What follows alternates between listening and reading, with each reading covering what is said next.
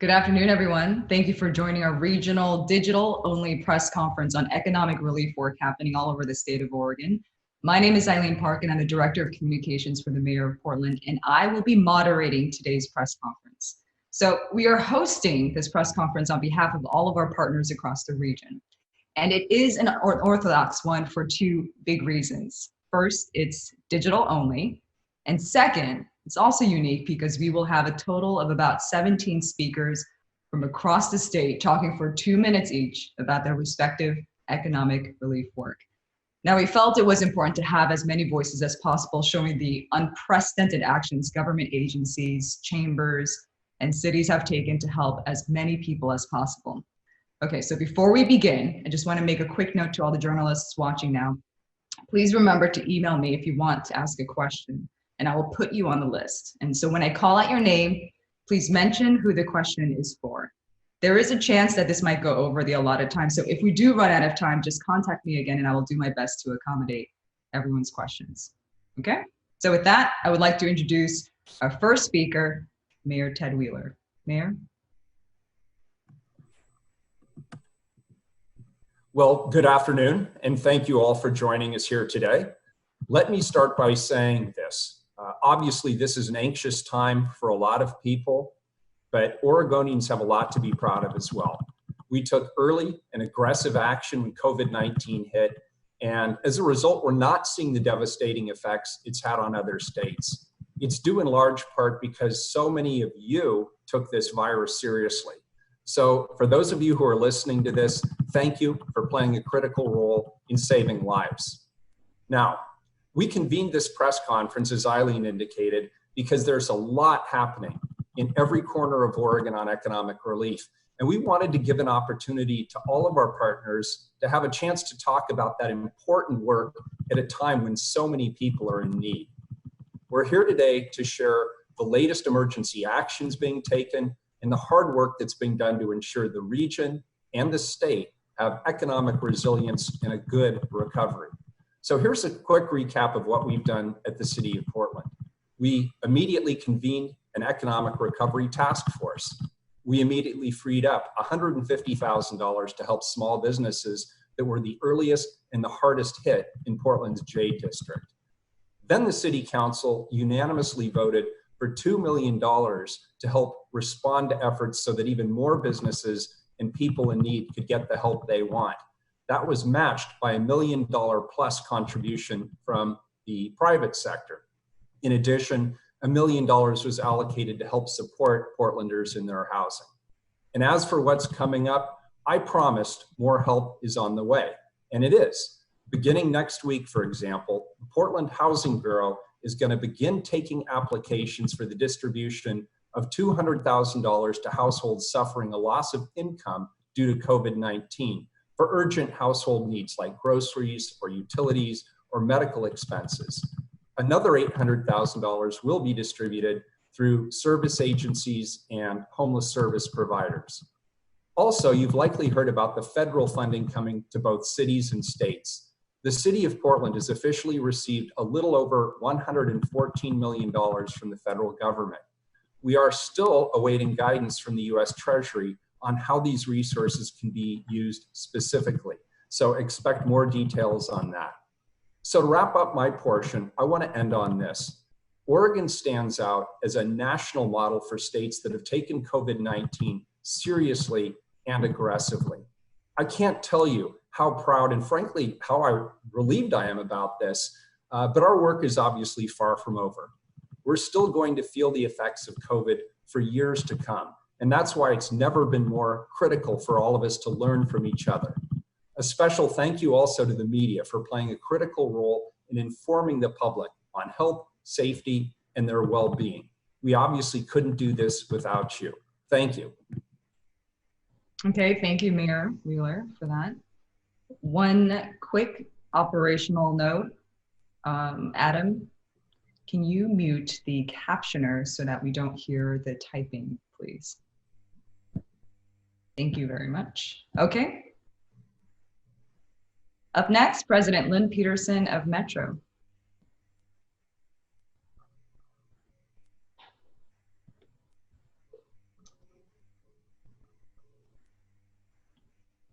Thank you, Eileen and Mayor Wheeler. Much appreciated for hosting this event. While working through our own initial and immediate economic shock related to the closure of the visitor venues, we've also been working to be good partners to those on the front lines of this crisis. We've opened up the Oregon Convention Center as a shelter with physical distancing.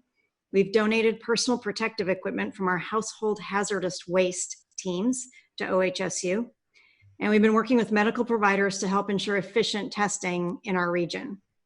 Metro is focused on a resilient, equitable, region-wide economic development plan that coordinates our voices at the local level going forward.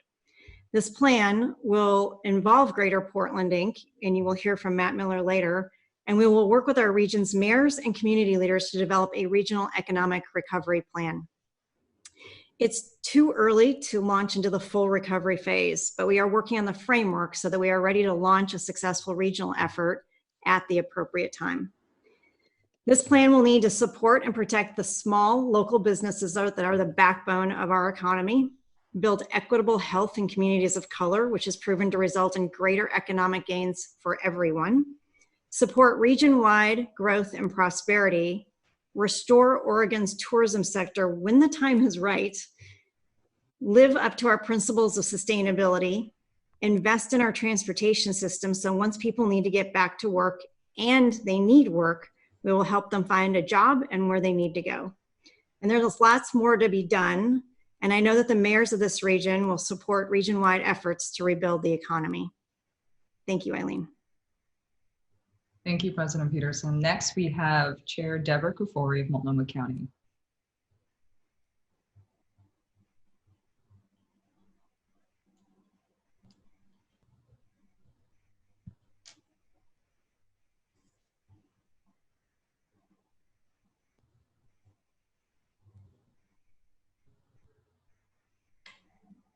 Good afternoon. Thank you, Mayor Wheeler, for organizing this press event. This crisis has challenged every one of us personally and professionally, but it's helped to crystallize in my mind some of the things that make our community special. We've seen neighbors helping neighbors, people showing up with generosity and courage, employees showing up to do hard work in hard times, and businesses stepping up for our collective well-being, whether by maintaining vital services or temporarily closing their doors to help keep people home and healthy. The COVID-19 pandemic has highlighted the critical role that Multnomah County plays every day and during crisis. First, we're leading the local public health response to this pandemic, making every effort to slow the spread of the virus and keep our community members as healthy and safe as possible. Second, we, along with our countless partners, are our community's safety net. The need for these life-saving services doesn't go away in a crisis. They deepen and grow, and Multnomah County will continue meeting these needs safely and effectively. We've continued operating community health clinics and behavioral health programs, as well as services for older adults and people with disabilities. We've invested even more in domestic violence interventions because we know periods of social isolation can be especially dangerous for some people. And with our partners at the city and at Metro, we quickly adjusted our shelter services. We moved almost 400 shelter beds to create the space needed throughout our shelter system, and we've dedicated hotel rooms to people who are ill. From our department leaders to our frontline staff, we are working daily to ensure that those who are vulnerable in our community are not left behind by our response. This is true during a crisis, but we cannot lose our focus once the emergency has been lifted, because for too many in our community, the impact from COVID-19 will continue long after. I know there's a growing desire to reopen businesses and public spaces and recapture what passed for normal just a few months ago. It's something that I've found myself grappling with as well. But we have the responsibility as leaders and as a community to redefine and reimagine what normal looks like, because normal was built on inequities.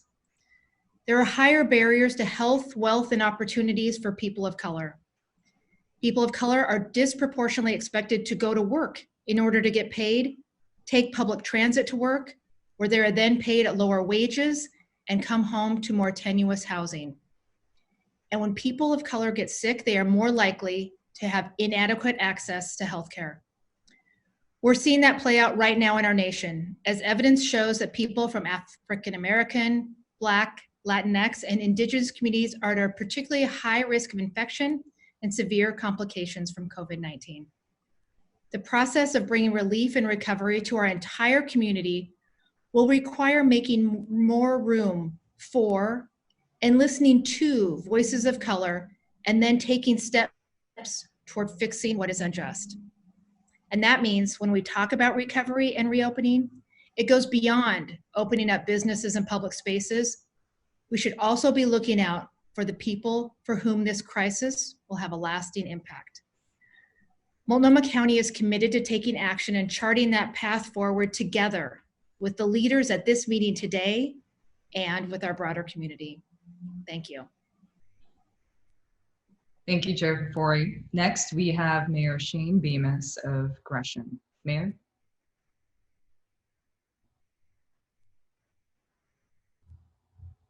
Okay, thank you very much.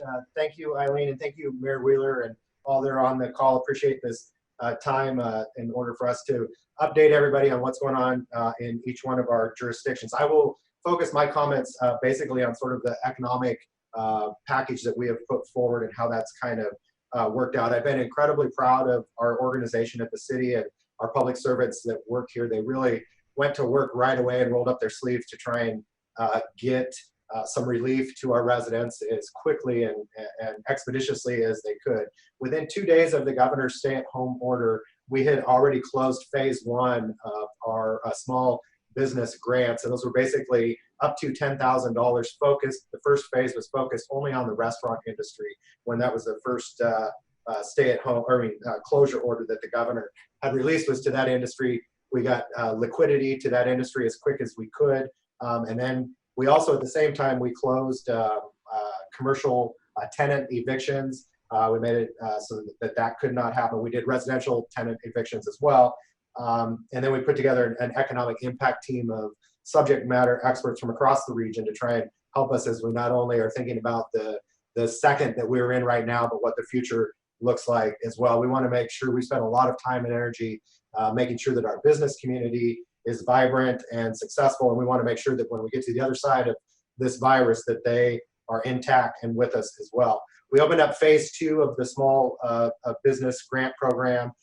We had about 277 businesses come in on that, and we just shy of $1 million of both of those programs that went out the door to local entrepreneurs, and we know that it has made quite a difference in many people's lives. We also took a lot of real smart people whose work has been disrupted at the city. We knew that business owners were probably not going to be in the right frame of mind to go through the bureaucracy that is, some of the SBA applications and stuff. So we asked our team to become subject matter experts in the SBA process and to be able to help businesses through that. So sort of a technical advisory team for the SBA. So our staff got up to speed really quickly on that, and they've been able to help businesses as they called in to help fill out the application or where to direct them in one of the programs or that sort of thing. So we've redoubled our efforts to make sure that we are open and accessible to the businesses that need help. Again, we got a lot of those grants out the door. We are carefully watching the CARES funding and what that means locally. Mayor Wheeler will have a direct appropriation, but for the rest of the cities in the region, there will not be a direct appropriation. So we're trying to figure out what that means in terms of working with the state and our partners and what we can count on. It's an awful paradox in local government when you're being squeezed for resources and yet you're being asked with your police and fire to be on the front line and be the first responders to everything, but your resources are vanishing as you speak. So, I'm confident that between the folks in the region and the state and our federal representation, that we'll be able to figure that out. But that is one that we are watching closely because we know that we're going to have some lost resources there. But all in all, like many of the other mayors, I've been impressed watching the mayors around the region do their work with their constituents. Local officials right now, I think, are doing great work across not only the state but the country for the people that they represent. It's never been better to be in war with all of you all. So thank you all for the time. Appreciate it. Thank you, Mayor. Up next, we have Mayor Denny Doyle of Beaverton. Mayor? Well, good afternoon. I'm Denny Doyle, Mayor of the great city of Beaverton. Like most cities, we are doing a lot to maintain the economic health of our community and support recovery as quickly as possible. Beaverton was one of the first cities in Oregon to implement an emergency business assistance program. In our first round of grants, we provided $250,000 to 120 businesses to help maintain their ability to conduct business when this is over. Beaverton also deployed emergency operating capital for businesses pivoting to assist in relief efforts related to COVID-19. This is expected to be one of our main recovery assistance tools for business seeking capital as they reopen. An example was funding we helped UR, a Beaverton Cosmetics company, to change and pivot quickly to produce hand sanitizers that is now being provided to first providers across the region, and it's actually becoming a marketing ability for them. We also teamed up with a small business legal clinic in Impact Beaverton to release a comprehensive FAQ for business owners about commercial leases, how to go about making sure that you're able to stay where you're at. We're also partnering with our Beaverton Area Chamber of Commerce and our Beaverton Downtown Association, our diversity advisory team, and looking out things that we can do. One of the campaigns is Takeout Thursday, which encourages residents to take local restaurants, take out at least once a week. The city is helping advertise that and promote that through the city, through the region rather. Beaverton also is looking for new ways to support our residents and care for our most vulnerable community members. Early on, Beaverton passed a residential eviction moratorium to ensure displaced workers and struggling business owners can remain in their homes. Likewise, we're looking at a national level to help the folks who are the landlords maintain their lease or their mortgages in this troubled time. We launched a housing hotline. We reopened our severe weather shelter with the proper spacing. We suspended water shutoffs, halted library fines, and continued our specialty court services remotely and virtually. Beaverton City Council and I are really proud of what we've been able to achieve, and we're committed to doing much more. Building in Beaverton continues. Permits and inspections are ongoing. Police services and city maintenance has never stopped. Our library is providing virtual programming, sing-alongs, activities. Just check the website there. Our city council meets virtually, and the financial health of Beaverton is strong right now. Our neighborhoods are resilient, and our residents are ready to help. We can all share stories of what we've seen. It's been pretty impressive how people are helping one another, especially those in need. We are working hard to respond to the pandemic, and the support from the state's allocation of the CARES Act and from the federal government is going to be critical to maintaining our service levels and what we can and can't do for our citizens. The City Council is putting up another $500,000 to help the businesses, and the need for much more is there. So the only way we're going to get through this is together, and as Mayor Bemis indicated, this region is working together. And Mayor Wheeler, I'm glad you put this press conference together because it will show what the cities, we're right here at the local level, we got our feet on the ground, and we are helping as best as we can. Thank you. Thank you, Mayor Doyle. Next, we have Mayor Steve Calloway of Hillsborough. Mayor? Thank you very much. And over the last month in Hillsborough, we have responded to the direct need in our community with small business grants to the tune of about $1 million, $1 million, and about 400 small businesses have received grants as a result. We have provided rent assistance for families and investments in homeless shelters and food insecurities to a total commitment and investment of $1.5 million.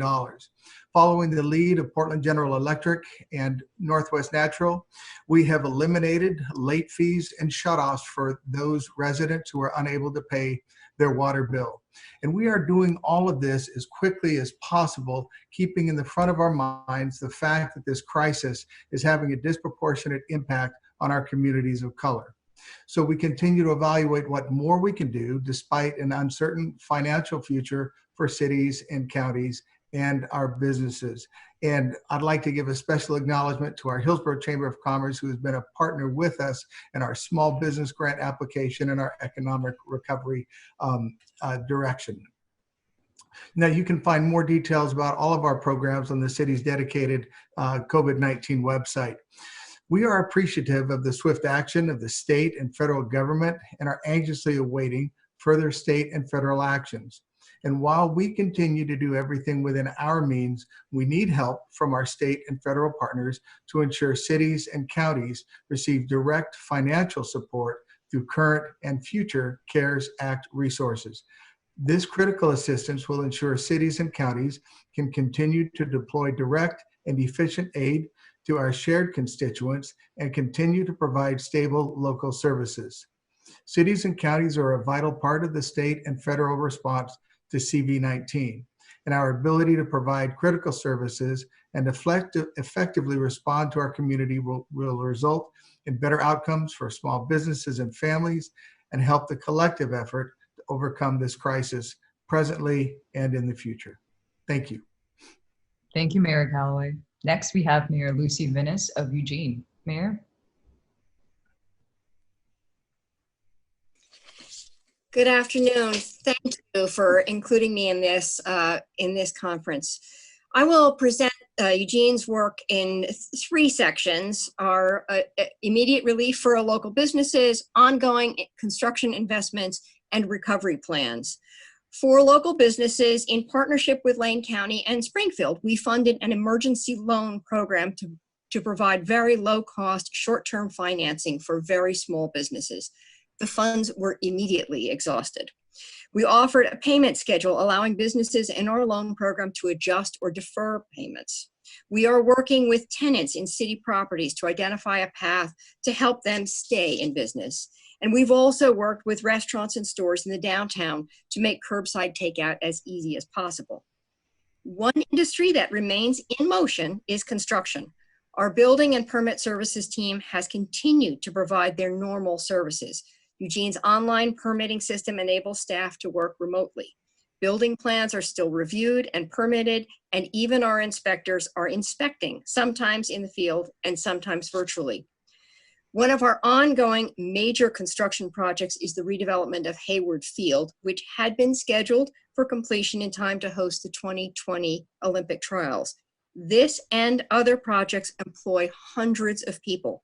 Keeping them going minimizes the negative economic impacts of the shutdown. We are now building our economic recovery plans for the reopening of the economy and the long term.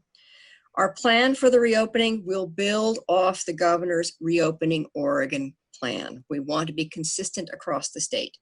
We're also working with local business owners on creative solutions to meet the safety guidelines from the state. For long-term recovery, we're working to understand the depth of the economic damage. We are lucky to have the University of Oregon and its expertise, and will partner with experts in economics and development to create practical policies. Finally, Eugene has regular press conferences with our regional partners, Springfield and Lane County, where we convey a coordinated message. That coordination of accurate and consistent information will be key as we develop our recovery plans. Thank you again. Thank you, Mayor Venice. Next up, we have Yuri Cernande with the Asian Pacific American Chamber of Commerce. Yuri? Hello, good afternoon, everybody. My name is Yuri Cernande from the Asian Pacific American Chamber of Commerce. We're the voice and community for the Asian Pacific Islander community.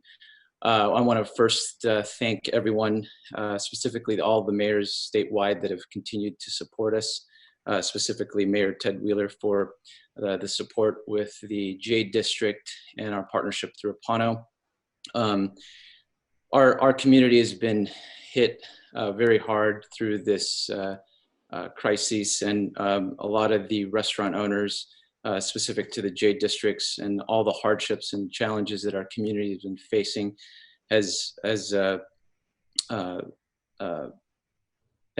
gained a number of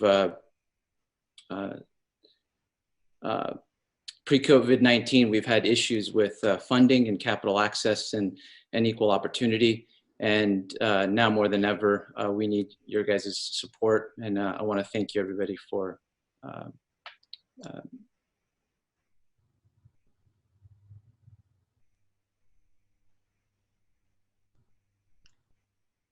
Okay, we might be having some technical difficulties with Yuri, but Yuri, thank you so much for your comments. We are in this together, and we appreciate all the work that APAC is doing too. Okay, next we have Jan Mason with the Philippine American Chamber of Commerce of Oregon. Hi, Jan. Hi, Eileen. Thank you very much. And thank you, Mayor Wheeler and other regional and state dignitaries and our partners here today. My name again is Jan Mason. I am the president of the Philippine American Chamber of Commerce of Oregon, known as PACO. As a volunteer board member, I'd like to also recognize my colleagues at McKinsey for enabling me to engage in this vitally important community work. On the night of Friday, March 13th, on the eve of the anticipated statewide closures on March 16th, I received my first COVID-19 related inquiry from Carlo Lamagna, owner of Magna Casina, requesting information on what possible grants or loans were available to small business owners in Portland. Nearly overnight, this emerging culinary destination, recently featured on Travel Portland's website, was at risk of sunsetting, along with 3 other Filipino-American restaurants in Portland.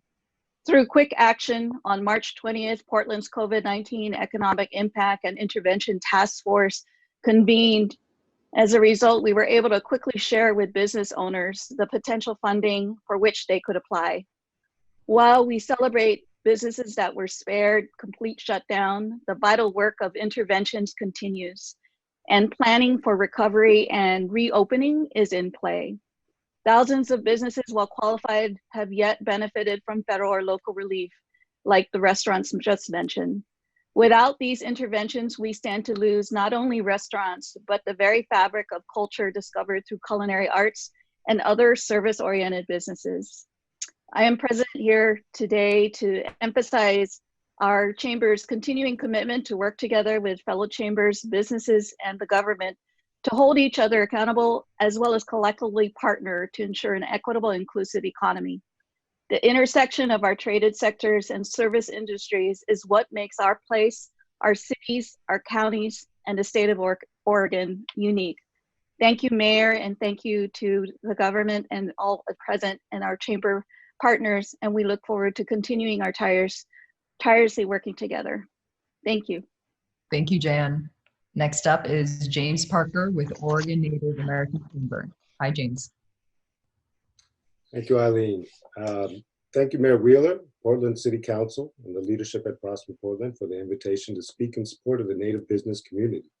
We acknowledge and appreciate all the proactive and steady leadership on display in this call today and provided during this crisis.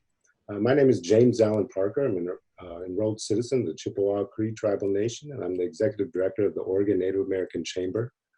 We're an organization with over 250 members across the state and serving 75 Native-owned businesses here in the Portland metro area. The COVID-19 pandemic has and continues to have drastic effects on our daily lives, how we interact with each other, our ability to care for our youth, elders, and community. The destructive financial impacts are both acute and long-term, and will continue to severely harm the communities and people least able to recover. Native-owned businesses across Oregon are often economic lifelines for their communities through employment and services provided. However, because of the historic and current inequities built into our society, we are facing an extinction-level crisis. As the economic downturn and recovery of 2008 taught us, the very inequities we've allowed to flourish will only serve to deepen existing inequities without continued bold action from elected leadership.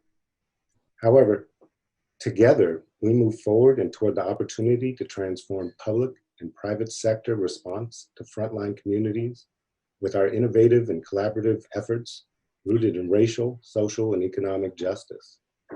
We recognize and applaud the City of Portland for centering equity as a guiding principle for economic relief in their immediate response to this crisis with the Portland Small Business Relief Fund. It is these efforts and actions that ONAC and our coalition partners are advocating at the state level now to follow suit. However, it will take the continued and tireless efforts of our leadership and agencies and their staff, our fellow community-centered organizations and chambers, and most importantly, our businesses and entrepreneurs. It will take each one of us working each day towards equity in process and outcomes and towards a just economy for every person that lives and works in Portland. Thank you. Thank you, James. Next, we have Carmen Castro with the Hispanic Metropolitan Chamber. Hi, Carmen. Hello, good afternoon. Thank you, Mayor Wheeler, public officials, and community partners. I am Carmen Castro, the Executive Director of the Hispanic Metropolitan Chamber. The Hispanic Metropolitan Chamber exists to support the Latino business community in Portland and surrounding areas. We do our work through our many programs, our Latino Leadership Program, our Scholarship Program for area Latino students, and our Small Business Development Program. Through our Business Development Program, we help small business start and grow. And we do that through sharing resources, conducting workshops, and providing one-on-one help in both English and Spanish. With COVID-19, we're now focusing on helping small businesses survive. This includes crafting adaptability plans and accessing resources. While some of our businesses have been able to access grants and loans for them, many have not, especially those businesses who do pay taxes but do not qualify for any current relief programs due to legal status. The Hispanic Chamber is here today to advocate for all businesses regardless of legal status. All businesses contribute to the fabric of our local economy and employ local residents and help support families. We greatly appreciate the effort and the work that has been done so far and urge you, all our partners, to continue to expand all the efforts to include all businesses. Thank you, Mayor, local agencies, and allies for your work during this crisis. Thank you, Carmen. Up next is Kimberly Branham of Prosper Portland. Kimberly. Thank you, Eileen. Good afternoon, everyone. In collaboration with Mayor Wheeler, Portland City Council, and the Economic Recovery Task Force, Prosper Portland is determined to support our community through this economic shock and recovery. Our efforts have focused on supporting impacted households, helping local businesses, and increasing access to key resources. Every action is grounded by our commitment to prioritizing support to the most vulnerable and applying a racial equity lens, acting quickly and partnering at the local, regional, state, and federal levels. Starting in mid-May, we offered rent and loan payment deferrals for borrowers and commercial tenants. We provided resources through Apano to support businesses that were among the first to feel the devastating impact of the pandemic. And with many partners, we launched the $2.4 million Small Business Relief Fund to provide small grants and no interest loans to impacted local businesses. These limited resources have helped nearly 350 vulnerable businesses meet payroll, pay rent, or manage their inventory costs. The citywide 823-4000 hotline assistance team has fielded hundreds of calls from businesses and impacted individuals and offered personalized responses in the appropriate language. We continue to ramp up support for small businesses owned by people of color and women through the Inclusive Business Resource Network and Mercatus. Both are prepared to deploy additional training and digital marketing help for businesses that to adapt to our new reality. In the days ahead with our partners, we are looking to connect dislocated workers with new job opportunities, highlight the needs of art and nonprofit organizations, better support undocumented Portlanders, provide technical assistance and engage with lenders to reduce commercial displacement when the moratoria lifts, address the digital divide, and ensure construction activity can continue. Finally, we recognize that financial needs are far greater than the current funding available. We remain committed to finding more resources for the Small Business Relief Fund and to pursuing impactful uses of federal dollars through the CARES Act and future stimulus funding. We are grateful to the regional members represented here and our many community partners.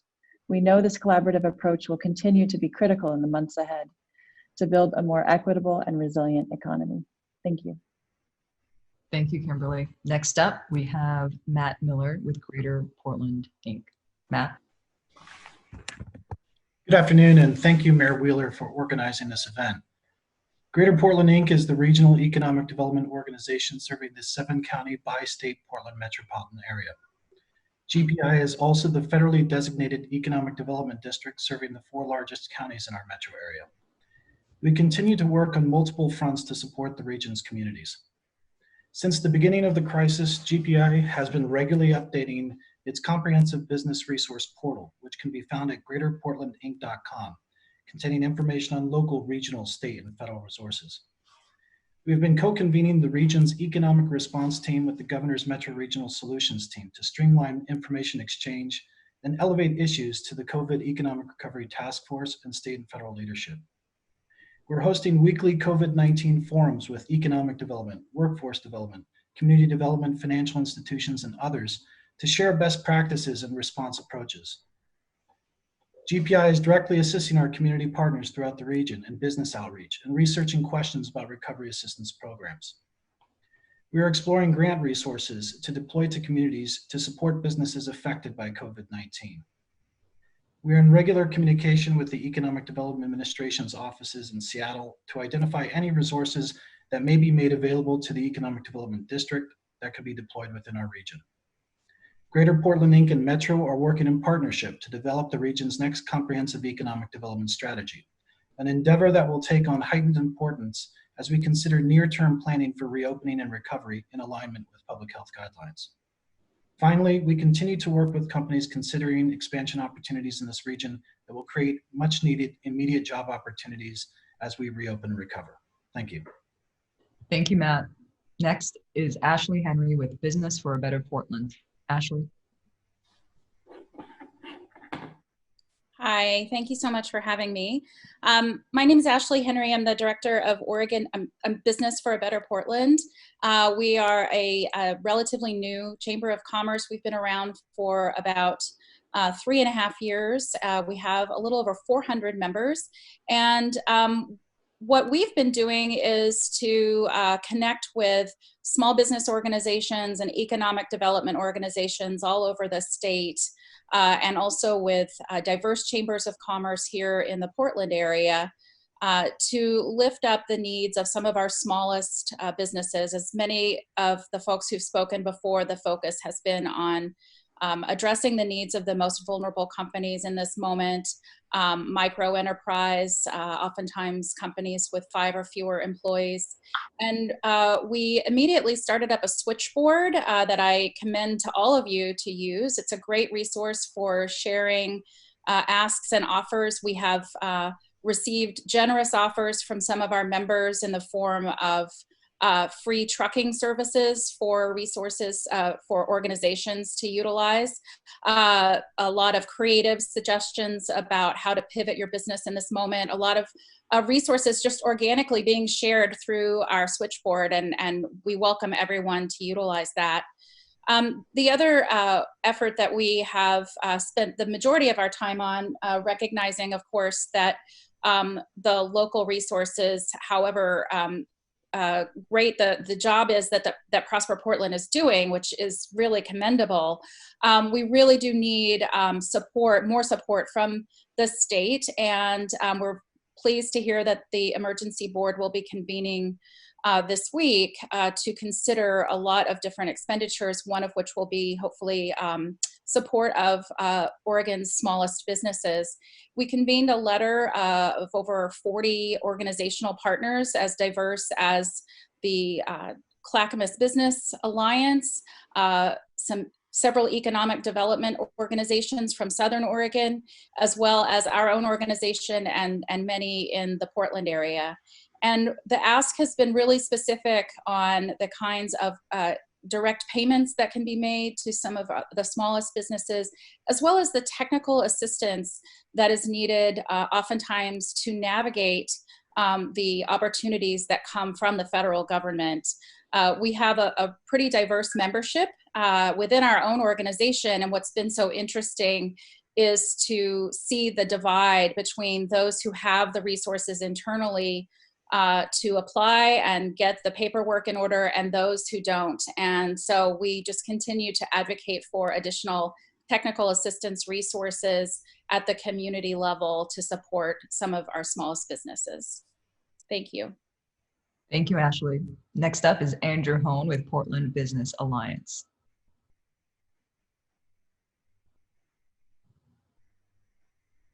Thank you, and thank you to everyone on this call, to the mayor for convening this great conversation, and for your leadership, to the elected officials as well, who we have partnered with, to our colleagues in the business community, our gratitude for your advocacy and leadership. My name is Andrew Hone, and I am the president and CEO of the Portland Business Alliance, which is Greater Portland's Chamber of Commerce. And we represent more than 1,900 members from across the state and region, and proudly affiliated with Downtown Portland Clean and Safe and Partners in Diversity. We are one economic region. And this has been an incredibly difficult month, and yet I am proud of the people on this call, the teams we all represent. The Portland Business Alliance has taken a number of actions immediately out of the gate. We joined with the mayor's task force.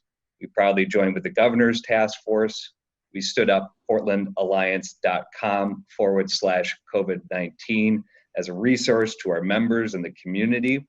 And we have convened roundtables with our elected leaders to provide direct access to members and businesses and community members across the state and region. Earlier this month, when our region's hospitals and clinics reached out to alert us for the need for personal protective equipment, we asked on their behalf, and our members responded, of all sizes, from Intel to Nike, Powell's and Leatherman Tool Group. They made bold decisions and quick action to donate more than 1 million pieces of personal protective equipment. When Mayor Wheeler and Prosper Portland, along with Commissioner Hardesty, made a call to us and asked for funds to raise funds for relief to small businesses, our members responded. Bank of America, Columbia, JP Morgan Chase, KeyBank, Umpqua, US Bank, and Wells all stepped up and raised more than $1 million in support of small business relief with an equity lens, and we were thrilled to participate in that. In addition, we organized and collaborated with over 32 organizations across the regions to outline ways that local leaders could act to alleviate the burden on businesses so that jobs could be saved. And I want to thank the mayor, the county chair, and others on this call who were able to provide relief for estimated payments on taxes, as well as last year's business taxes. That made a huge difference in our ability to save jobs. Thank you. We continue to work with our elected leaders to advocate for improvements in our housing, construction, and permitting process, and we look forward to making sure our economy can reopen in an equitable way across this region. Once again, thank you to all of our partners, and we are looking forward to continuing to flatten the curve and reopen this great economy when we can. Thank you, Andrew. Now we have 2 more speakers. Next is Jeff Miller with Travel Portland. Jeff? Thank you, Eileen. Thank you, Mayor Wheeler, for including tourism in this conversation. As an economic driver for the region and the source of more than 36,000 incremental jobs, our industry is suffering greatly. Travel Portland is funded by lodging taxes, which are coming in at lower levels than we have ever seen. With more than 20 hotels in downtown closed, hotel demand and occupancy were both down more than 55% in March. Weekly views in late March and April show that occupancy and the full stats will be down at least 80%. Of note is that Travel Portland is a 501c6, and this classification has not been included in federal stimulus packages yet, so we're not eligible for loans or other support currently. We have restructured to a smaller staff with a strategy designed to give us a focused team that will help restart the economy in a few impactful ways. First, we want to help our 800 partner businesses by halting small business partnership dues and fees. Second, we know we need to get Portlanders out spending money. We'll use our website, social media, and other marketing tools to focus locally first. We're already using those tools to help businesses that are open, offering takeout or other retail sales opportunity, and links to this information are in the mayor's office list, or you can go to travelportland.com. We continue with the inspirational work that's for years put our destination at the forefront of travelers' mind, with links to both virtual experiences at our museums, parks, and other sites, in addition to TelePortland, which tells stories of creative Portlanders and how they continue to innovate in during these times. We're also connecting our local businesses and leaders with valuable resources and links via our weekly industry update. Third, leisure travel, we know, will be the first market to open back up, and we will be focused on drive markets within Oregon, Washington, and Northern California. Fourth, we've had significant cancellations of convention business and single hotel meetings for the coming months. But we've also booked 3 very large conventions for 2023, 24, and 27. So the work does go on, and there is a light at the end of this tunnel. And I'll mention one of these conventions in particular, called SOCNAS, the Society for Advancement of Hispanics, Chicanos, and Native Americans in Science. On a rainy Sunday night in January, we hosted the CEO and meeting planners of this organization, and with help from our partners like Gail Castillo, Renee Rank-Ignacio, Carrie Stoudemire Phillips, and many other leaders in the community, they attended a reception, and SOCNAS decided that evening that they would host their 50th anniversary convention. And it's what Portlanders do well. We show up for each other, and these conventions make a huge economic impact. So I was so pleased to be supported by our community. Our efforts on events like My People's Market with Prosper Portland will be a focus of our work as visitors come back to our hotels. We've seen some devastating job losses in our hotels and local businesses, and Travel Portland's only job right now is to be ready to tell Portland stories, because we know you haven't been to Portland until you've met the people. Thanks, Eileen. Thank you, Jeff. Okay, and finally we have Skip Newberry with Technology Association of Oregon. Skip. Thank you, Eileen. And thank you, Mayor Wheeler, for organizing this event. At TAO, we've been working on behalf of the tech industry to bring together public, private, and educational sectors to develop a world-class, inclusive, and innovation-based economy here in Oregon. Early in March, the tech industry mobilized quickly to enable their employees to work from home and care for loved ones. And during this crisis, the tech industry and its employees have also been very committed to helping the community at large. We've been working to connect high-tech manufacturing firms and 3D printing hobbyists with healthcare providers locally who need personal protective equipment. We've also been working to close the digital divide for those businesses who are most at need and most vulnerable, including the service industry and also minority-owned businesses. We've connected tech companies to school districts in need of equipment to enable remote learning by students, and also getting devices for virtual healthcare visits. We're also working to connect displaced workers with tech companies who are hiring at the moment. And we're also doing quite a bit of work to support startups and technologists who are working to develop new tech solutions to help small businesses who need access to online payments and to enable the purchase of gift cards to do so that they can generate revenue and digitally transform. We've been assembling a lot of technology-related resources available to small businesses locally on our website, techoregon.org, and we encourage all of you to please check those out if you're looking for technology to help you navigate this crisis. We've also been advising officials on procurement, loan, and grant programs to help small business companies here, especially tech companies and startups. So we look forward to continuing to work with our government and nonprofit partners to help local businesses navigate this crisis and ensure that as a region, we can build a future where we are more resilient, innovative, and stronger than before. Thank you. Thank you, Skip. Okay, so I want to thank all of our speakers today for your time today, for your hard work, and for your partnership. We really appreciate it. And so now I want to take this opportunity to open it up for any questions. And so one quick logistical note, our technical director is going to need an extra second to identify who the reporter is and who the question is for. So reporters, when you ask your question first, let us know who the question is directed to.